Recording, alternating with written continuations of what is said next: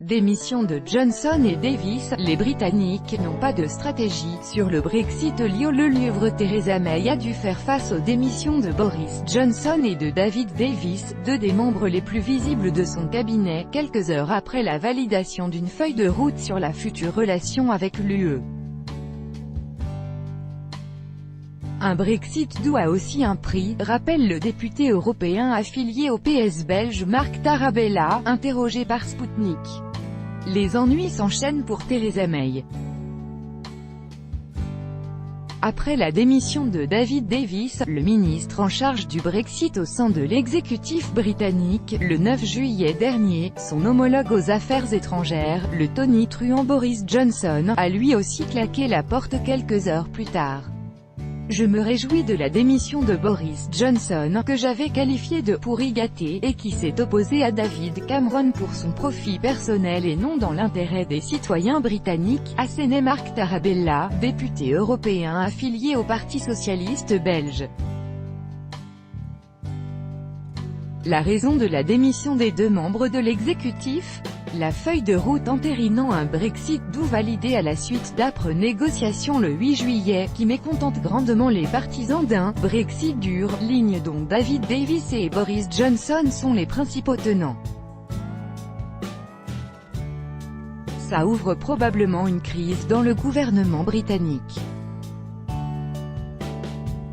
David Davis et Boris Johnson ont eu un comportement irresponsable et continuent à persister alors que les entreprises quittent massivement le pays.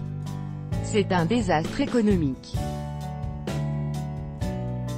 Ces gens sont des irresponsables politiques qui ne veulent pas le bien de leur pays. À 9 mois de la date programmée du divorce entre Londres et Bruxelles, Marc Tarabella estime que les Britanniques n'ont pas de stratégie, et appelle à l'unité des membres de l'Union européenne pour assurer le succès des négociations en cours concernant la future relation. Face à l'inconstance et au degré d'impréparation du gouvernement britannique, il faut que les Européens restent unis derrière Michel Barnier. Il y a une position européenne, nous préférerions un Brexit doux, mais ça a aussi un prix, celui que payent les Norvégiens. La Norvège, qui n'est pas membre de l'Union européenne, participe tout de même au budget européen et se plie aux directives et aux normes européennes en matière de commerce. Marc Tarabella considère que le Royaume-Uni, une fois le divorce consommé, devrait être logé à la même enseigne. Le député européen s'en prend ensuite à Londres, qu'il accuse d'avoir introduit le ver dans le fruit en 1973, intégrant le projet européen pour mieux l'empêcher de se développer. Il poursuit, les Britanniques ont fait du « cherry picking » en ne prenant que ce qu'ils voulaient prendre et ils ont affaibli l'Europe politique. On ne peut pas tolérer qu'ils refassent la même chose. Le fait que l'aile droite des Tories quitte le gouvernement de Theresa May fragilise énormément la première ministre, déjà en difficulté après les dernières élections, où le parti au pouvoir avait vu sa majorité absolue s'étioler, au point de devoir pactiser avec les conservateurs nord-irlandais pour conserver in extremis le 10 Downing Street.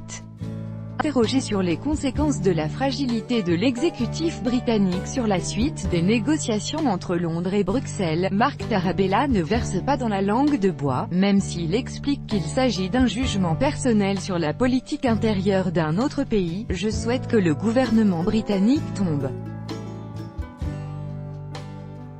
Il y a une vraie alternative progressiste avec Jeremy Corbyn. Dans une Europe où seule la péninsule ibérique est marquée à gauche, il serait bénéfique que cette dernière arrive au pouvoir au Royaume-Uni. Le député européen poursuit en opposant à la fragilité de l'exécutif à Londres l'unité des 27 partenaires à Bruxelles. Madame May veut finalement négocier. Son aile dure la quitte et Michel Barnier sait mieux que quiconque l'importance d'un marché commun. Sur ce dossier, l'Union européenne est unie avec une équipe solide, une unité qui, à son avis, permettrait aux partenaires européens de protéger leurs citoyens. Il y a 1,5 million de Britanniques en Europe et il faut protéger leurs droits.